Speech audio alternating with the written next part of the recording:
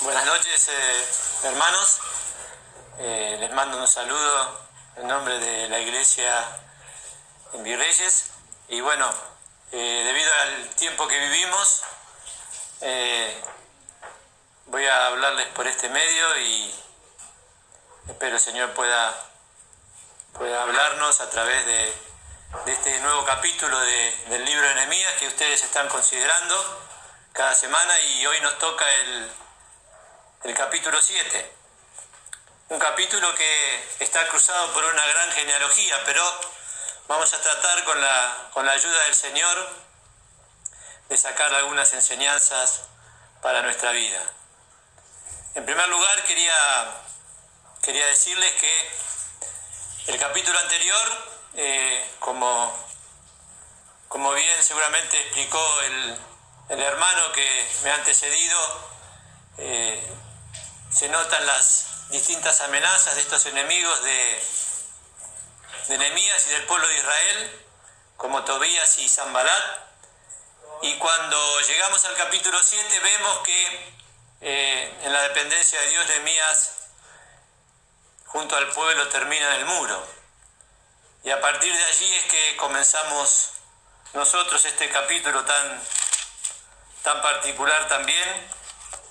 Y comienza diciendo, vayamos todos a Nehemías, capítulo 7, dice la Escritura: y luego que el muro fue edificado y asenté las puertas, dice la Escritura, fueron señalados.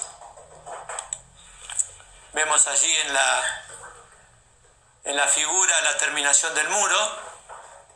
Luego de haber terminado la parte material, podríamos decir, este líder, Nehemías, en la guía del Señor, comenzó lo que yo llamo la organización del pueblo.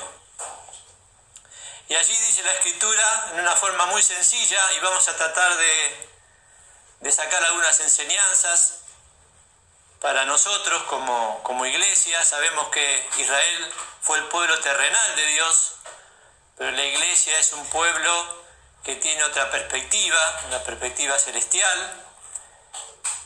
En primer lugar, dice la Escritura que Nehemías señaló porteros, cantores y levitas. En cuanto a los porteros, tenemos que pensar en personas que tenían la función de vigilar la entrada y la salida de la ciudad. Y si queremos pensar en ellos para lo que es la iglesia, la vigilancia, vayamos con la ayuda del Señor a la primera carta del apóstol Pablo a los Corintios, capítulo 12, donde el apóstol nos va a hacer una semblanza de la iglesia como el cuerpo, y allí va a ir describiendo algunos miembros del mismo. Y yo quisiera asemejar a los porteros que tenían esa responsabilidad de vigilar a los que son los ojos de la iglesia, miembros que son ojos. Y allí en el capítulo 12, versos 14 al 21, dice la Escritura: pues ni tampoco el cuerpo es un miembro, sino muchos. Si dijera el pie, porque no soy mano, no soy del cuerpo, por eso no será del cuerpo. Y si dijera la oreja, porque no soy ojo, no soy del cuerpo, por eso no será del cuerpo. Si todo el cuerpo fuese ojo, ¿dónde estaría el oído? Si todo fuese oído, ¿dónde estaría el olfato? Mas ahora Dios ha colocado los miembros, cada uno de ellos, en el cuerpo como quiso. Vemos aquí que ciertos miembros del cuerpo son ojos, y esa era la función que tenían los porteros. Y qué importante que es esto. Hermanos que en la iglesia tienen la capacidad dada por Dios de observar. Y como los porteros en aquel entonces vigilaban y estaban atentos ante el enemigo y muchas veces ante personas que quisieran entrar para provocar el caos, hoy Dios ha dado a la iglesia ojos también, que son miembros Y es necesario que ellos estén atentos, que ellos puedan discernir, que ellos puedan diferenciar. No son las personas que entran y salen de la iglesia o de los cultos, sino especialmente de la doctrina. Tantas doctrinas de error han infiltrado a la iglesia y le han ocasionado graves daños. O aún también costumbres mundanas. Hay un pasaje allí en Josué capítulo 9 que vino a mi mente cuando pensaba en esto de la responsabilidad de los que ven. Josué capítulo 9 dice la Escritura que el pueblo de Israel, luego de haber vencido a Jericó y a Jai, comenzó su avance, y allí dice la Escritura en el capítulo 9 de Josué: aconteció que como oyeron estas cosas todos los reyes, a partir del verso 1 estoy leyendo, que estaban de esta parte del Jordán, así en las montañas como en los llanos y en toda la costa de la gran mar delante del Líbano, los heteos, amorreos, cananeos, fereceos, heveos y jebuseos se juntaron de un acuerdo para pelear contra Josué e Israel. Mas, dice la Escritura allí, los moradores de Gabaón, como oyeron lo que Josué había hecho a Jericó y a Jai, ellos usaron de astucia, pues fueron y fingiéronse embajadores y tomaron sacos viejos sobre sus asnos y cueros viejos de vino rotos y remendados. Verso 5 dice: y zapatos viejos recocidos en sus pies, con vestidos viejos sobre sí, y todo el pan que traían para el camino seco y mohoso. Así vinieron a Josué al campo de Gilgal y le dijeron a él y a los de Israel: nosotros venimos de tierra muy lejana, haced pues ahora con nosotros alianza. Y conocemos esta historia. Este pueblo, sabiendo el poderío de Israel, dice la Escritura claramente que usó de astucia y que fingieron que venían de tierras lejanas. Y ellos de esa manera engañaron a Josué y a los príncipes, los cuales hicieron alianza con ellos. Pero al poco tiempo se dieron cuenta de que era un pueblo que estaba cercano a los términos de Israel. Pero hay algo que me llamó la atención en el verso 14, y que debe ser algo vital para aquellos que son porteros. Dice la Escritura: y los hombres de Israel tomaron de su provisión del camino y no preguntaron a la boca de Jehová. Qué importante que los porteros de la iglesia, los ojos, vivan constantemente en consulta con Dios, para recibir de Él la guía, la dirección y el discernimiento. Y de esa manera evitar el error, evitar todas estas cosas que se cierran sobre el pueblo de Dios en este tiempo.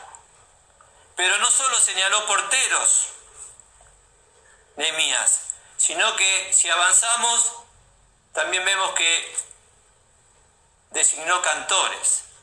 Y qué importante que es la alabanza en el pueblo de Dios.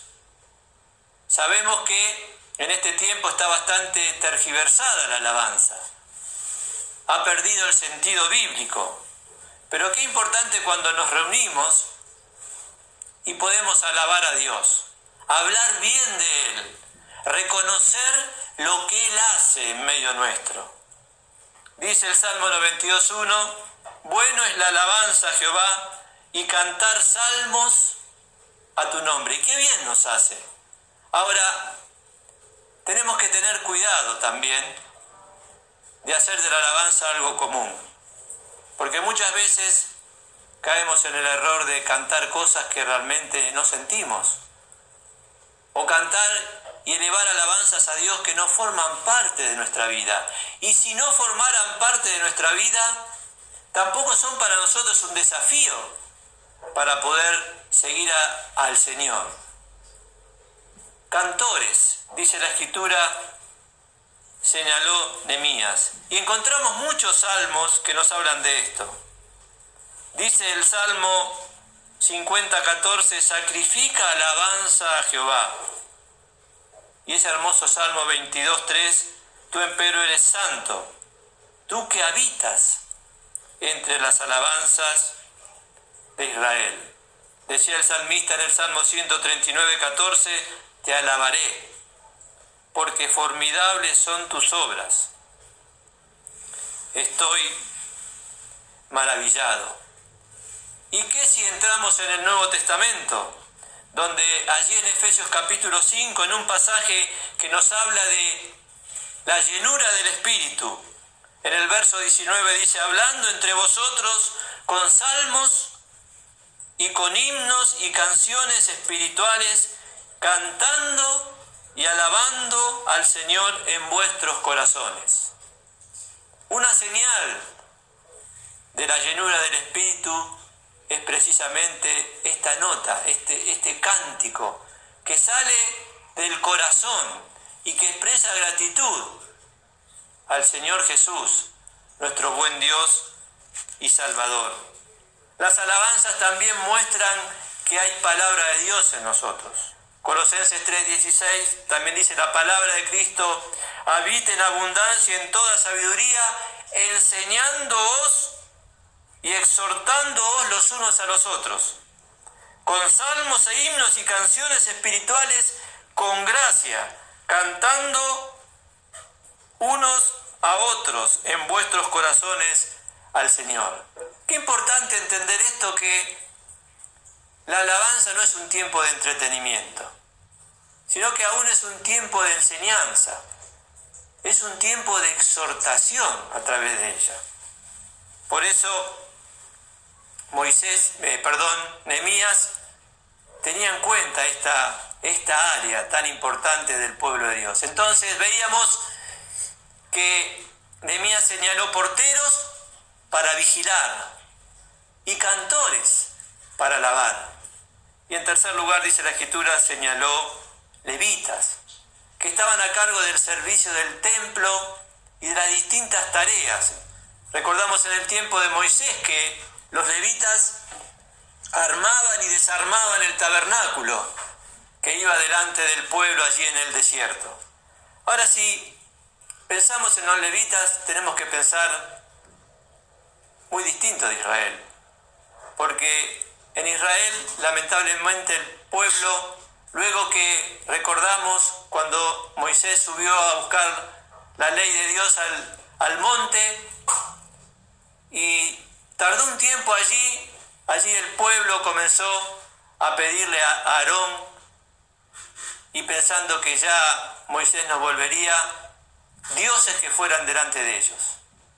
Y recordamos que Aarón le pidió los collares y los anillos de oro, y de eso hizo un becerro. Y ustedes recuerdan la historia en aquel momento, cuando volvió Moisés con ese enojo santo y quebró las tablas, se puso, dice la Escritura, en la puerta del campamento y dijo, ¿quién es de Jehová? Júntese conmigo. Y allí recordamos cómo la tribu de Leví se puso a su lado, y a partir de ese momento fue consagrada para esa tarea. Y hoy en el pueblo de Dios es necesario que cada uno de nosotros, como integrantes del mismo, pueda manifestar su servicio. Un servicio que le debemos a Dios. Un servicio que Dios demanda de cada uno de nosotros. Hay un pasaje muy interesante allí en San Juan, si me acompañan, capítulo 12, versos 24 al 26. Dice la Escritura, hablando precisamente del servicio y del siervo, en el verso 24, de cierto os digo, que si el grano de trigo no cae en la tierra y muere, él solo queda. Mas si muriere, mucho fruto lleva. El que ama su vida la perderá, y el que aborrece su vida en este mundo para vida eterna, la guardará. Si alguno me sirve, Aquí vemos un levita. Sígame, y donde yo estuviere, allí también estará mi servidor. Si alguno me sirve, mi Padre le honrará. Qué importante esta característica que debe tener el servicio cristiano. Y comienza este pasaje diciendo: si el grano de trigo no cae en la tierra y muere, él solo queda.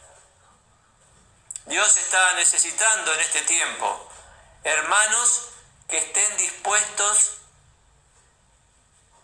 a seguir al Señor y perder, como dice la Escritura, su vida. Porque dice el verso 25, el que la ama, la perderá. Y estamos aquí frente a esta gran paradoja de la vida cristiana. Hemos de tener vida cuando estamos muertos. Y hemos de ganar la vida cuando la perdemos. Por eso esta es la nota fundamental del siervo de Dios. Un hijo de Dios que está dispuesto a vivir constantemente en la cruz, como fue el Señor Jesús. Él anduvo de esa manera todo el tiempo de su servicio aquí, cuando estuvo en este mundo. Vivió en dependencia total del Padre, y de esa manera llegó a la cruz y fue crucificado, y sabemos que no se quedó allí, sino que al tercer día venció la muerte y hoy está allí a la diestra. Por eso dice la Escritura allí: si alguno me sirve, verso 26, sígame, y donde yo estuviere, allí estará mi servidor. Donde yo estuviere, en esa experiencia de co-crucifixión, en esa experiencia de muerte, como ese primer grano que dice el verso 24, cayó en la tierra y murió, el Señor Jesús. Él espera que nosotros, como otros granos que fueron el fruto del primero, también vivamos esta experiencia de muerte, para que la vida del Señor Jesús se manifieste a través de la muerte. Entonces veíamos porteros, cantores y levitas o siervos. En tercer lugar, vamos a ver, y yo no lo voy a leer todo, por amor al tiempo, la genealogía. Y quizás ustedes se pregunten por qué ocupar tanto espacio en la Biblia con nombres. Y tenemos varias de ellas. Pero sin duda que las genealogías tienen un propósito muy importante. La organización de Israel como nación la hacían imprescindible. Por la genealogía era que personas tenían derecho a la sucesión del trono, tenían derecho al sacerdocio, tenían derecho a la dirección de alguna tribu, o aún a pertenecer al pueblo de Israel.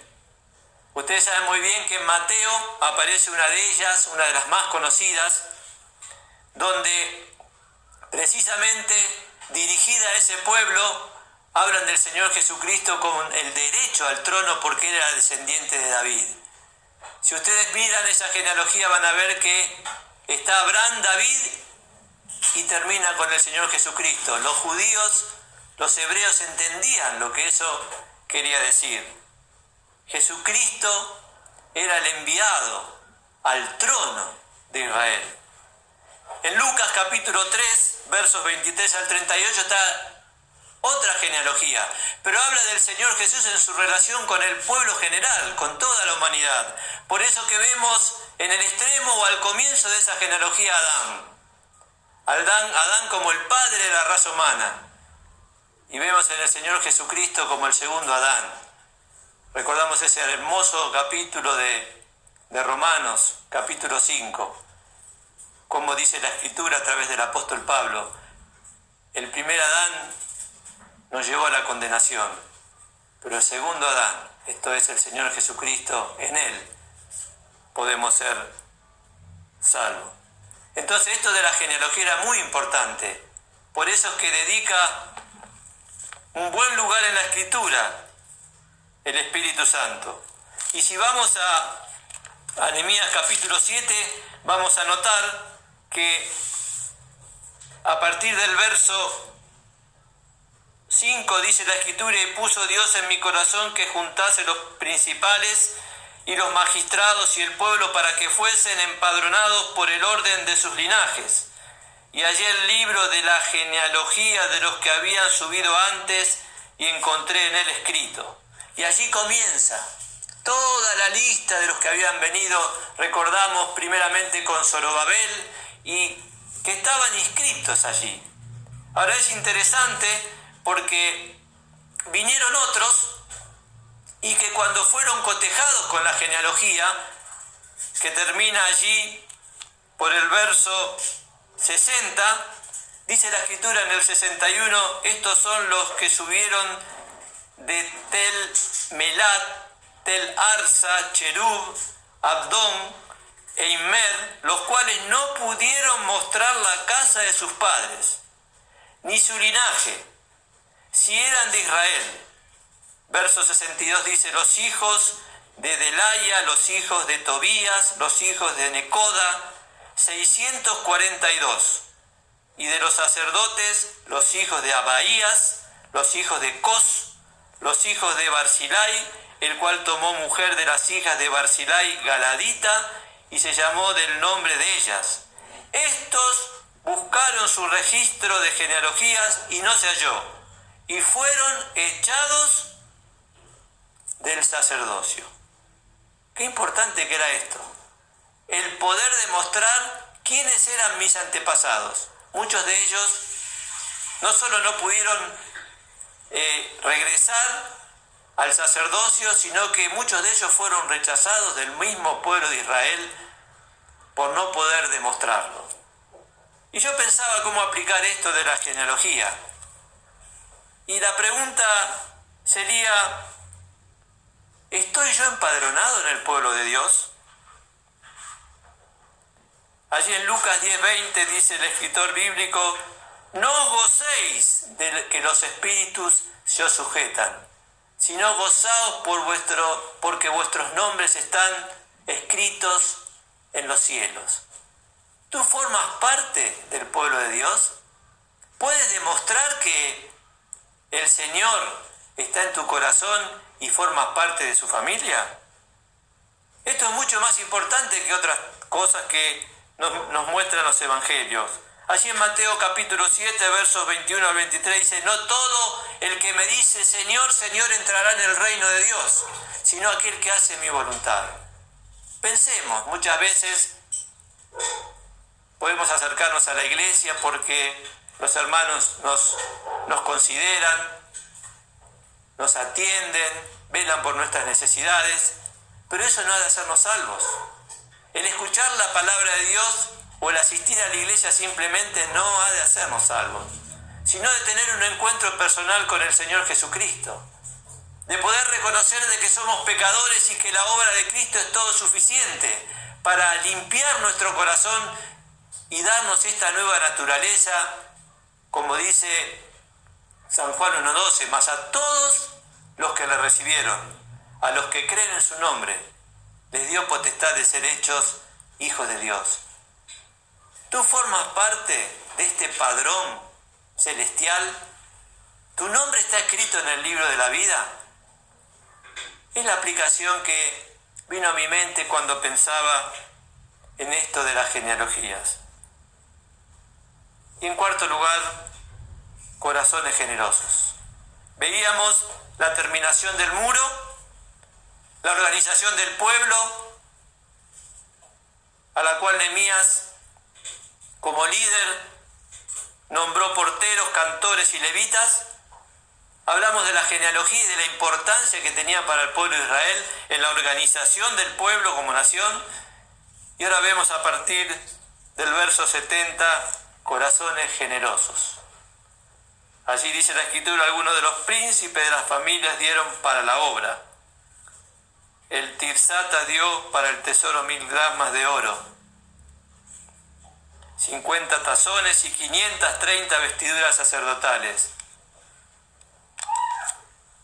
y de los príncipes de las familias dieron para el tesoro de la obra 20.000 dracmas de oro y 2.200 libras de plata. Y lo que dio el resto del pueblo fue 20.000 dracmas de oro y 2.000 libras de plata y 67 vestiduras sacerdotales. Y vemos que sigue allí explicando esta ofrenda que estos hombres dieron a Dios para el templo y para todas las necesidades. Y respecto de esto, allí en el Nuevo Testamento Pablo nos habla y nos dice en 1 Corintios 9:7, cada uno dé como propuso en su corazón, no por tristeza ni por necesidad, porque Dios ama al dador alegre. Y cuando pensé este versículo vino a mi mente la historia de la viuda, ella que apareció en el momento que el Señor, habiendo llamado a sus discípulos, les mostraba a los ricos que daban mucho dinero. Pero al acercarse esta mujer humilde, al dar 2 blancas, el Señor le llamó la atención y les dijo, esta ha echado más que todos ellos, porque ellos echan de lo que les sobra, y ella ha dado todo su sustento. Sin duda que Dios ve más la cantidad con que nos quedamos que la que damos. Por eso que la matemática de Dios es muy distinta a la matemática del hombre de este tiempo. ¿Cómo está tu corazón respecto de la obra de Dios y sus necesidades? No solo el servicio es importante, sino también mucho se ve de nuestra vida espiritual en la parte material. Quisiera, para terminar, dejarles algunas preguntas para que consideren. ¿Formo parte del ministerio de la iglesia? He notado que en muchas iglesias, hermanos que ya forman parte de la membresía no están activos, no están sirviendo, no están a disposición de los demás hermanos, están enterrando sus dones y sus talentos. ¿Cómo está tu vida? ¿Estás realmente en cercanía de Dios, sirviéndole, creciendo en la obra del Señor siempre? Con respecto a las genealogías, ¿está tu nombre hoy en el libro de la vida? Sabemos que el Señor está cerca, no dejes perder el tiempo. Si todavía no has arreglado tu cuenta o tus cuentas con tu Creador, hoy es el día de salvación. Y en tercer lugar, respecto de estos corazones generosos, ¿cómo está tu corazón? ¿Es un corazón realmente que desea crecer en esta liberalidad de dar a Dios de lo mucho que recibe? Decía el salmista, de lo tomado de tu mano te damos. Y siempre es así. Siempre damos de lo que recibimos de Él. ¿Cómo está tu corazón respecto de la ofrenda? Que el Señor pueda, hermanos, bendecirles ricamente y que estos principios del capítulo 7 puedan asistirnos en este tiempo tan particular que estamos viviendo para que nuestra vida espiritual pueda ser incrementada.